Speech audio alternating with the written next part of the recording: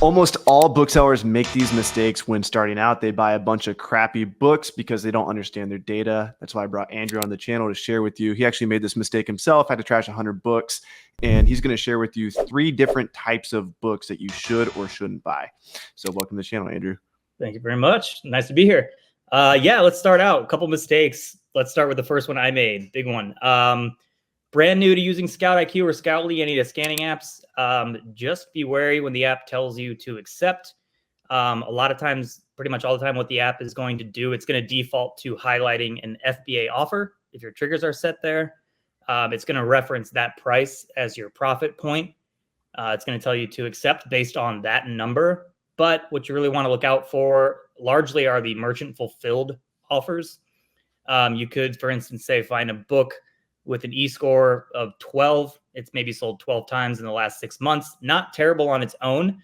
But if it's highlighting, say, an FBA offer at a price point of 40 and it's showing you a profit of 25, but there's about 40 to 50 merchant fulfilled offers for $7 to $8, probably want to pass on that if you're paying any sort of money for that.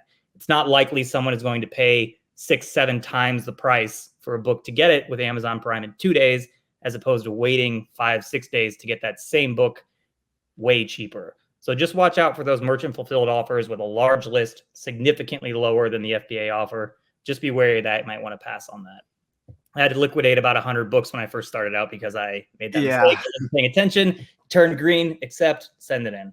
Yeah. So, and these are probably medium to slow selling books too. Yeah, medium to slow selling. They're not flying off the shelf. The faster a book sells, the less you have to worry about those merchant fulfilled offers, because you're going to get a ton of eyes on the book. There's going to be someone out there who doesn't care about the price, someone out there who doesn't know where to find the merchant fulfilled offers. Yeah, it's just more likely that book's going to sell the faster it's selling. Yeah, that's a blessing and a curse, because for FBA sellers, it means we can take advantage of listing our books at higher prices, but it can also confuse us when sourcing, because we can accidentally purchase books that have a hyperinflated buy box that nobody's going to buy, an extra $33 when they can just pick it up for $7. The book only sells, let's say, 5 times a year, versus a book that sells, 20 times a day, and the prime bump's only $4 higher. Like, that's a realistic margin that you can expect to have.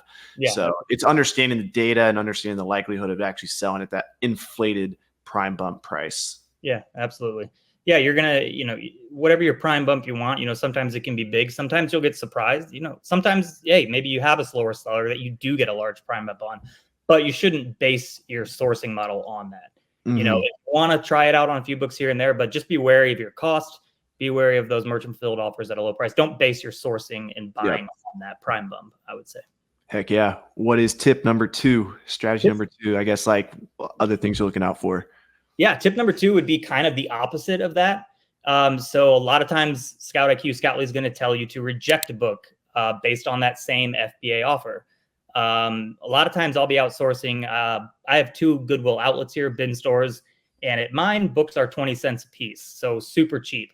A lot of times I'll find books that are tossed back by other scanners because Scout IQ or Scoutly is highlighting the FBA offer at $9. Okay, not a lot of profit, $9. Maybe they want to pass on it. That's understandable.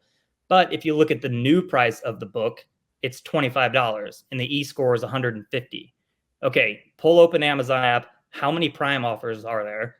That you have 4 or 5 in the $9 to $12 range. Then it jumps to $17.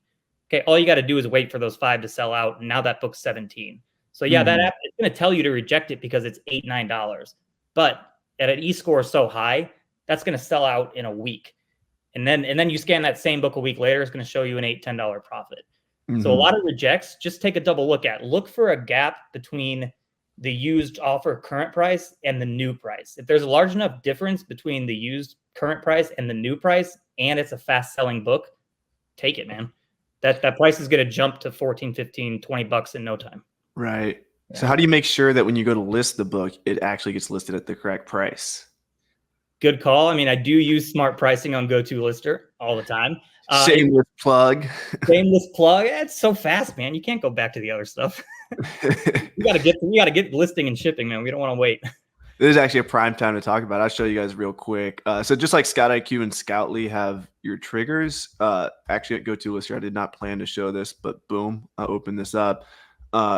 If we have the data available to us, we'll do exactly what Andrew's talking about, and we'll price your items at higher prices if they're fast movers. So you can see if a book's between 1 and 125,000 sales rank, we'll price it at FBA slot 4. And the scenario he's talking about, maybe there's an offer at $9, maybe the next offer is at 11, maybe the next offer is at 12, but then the fourth offer happens to be at 17. We'll come in at 17. We'll let those other lowball offers sell out, and we'll help you get more margin. And usually, like, the price fluctuates all the time. So the name of the game, at least the way I do it, is I send these in and let them sit for about 30 days at these fresh prices, and don't reprice them at all. And then after that 30-day period, you can reprice. Yeah, absolutely. I usually double check. I have settings in my repricer as well, but I'll usually double check those books specifically, and I make sure my minimum is at that price point, so it doesn't fall below. Heck so yeah. Just tip number 3. Tip number 3, also look out for the apps telling you to reject based on a 0 eScore, or maybe you see like a 1 or a 2, and you're thinking, all right, the velocity is not super high.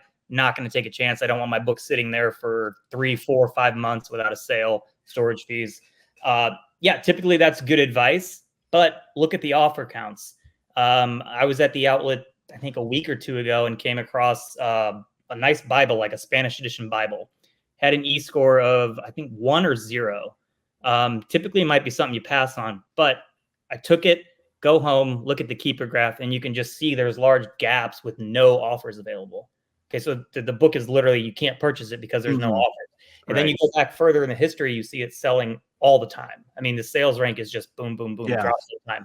Goes for about 3 months, no offers, comes back on the listing with an offer, sales rank drops immediately, going again. Again, 3, 4 months, no offers available. I come across the book. I got it. I'm going to send it in. So a lot of times, if an eScore is 0 or 1, it might be because there's just no offers available. Can't sell a book if there's no offers. So watch out for higher priced books with an eScore of 0. Make sure there's no offers. Like, make sure that there hasn't been offers sitting there outselling. So that would be tip 3. Yeah, those are solid tips, brother. Thanks for coming on the channel. If people have questions, can they ask you in the Go-To Lister Facebook group? Yeah, absolutely. Post away, man. Tag me, whatever. I'll respond. Andrew Martin. He's not my cousin, but we got the same last name. We do. Boom. Thanks for coming on, brother. Yeah, no problem. Good to see you.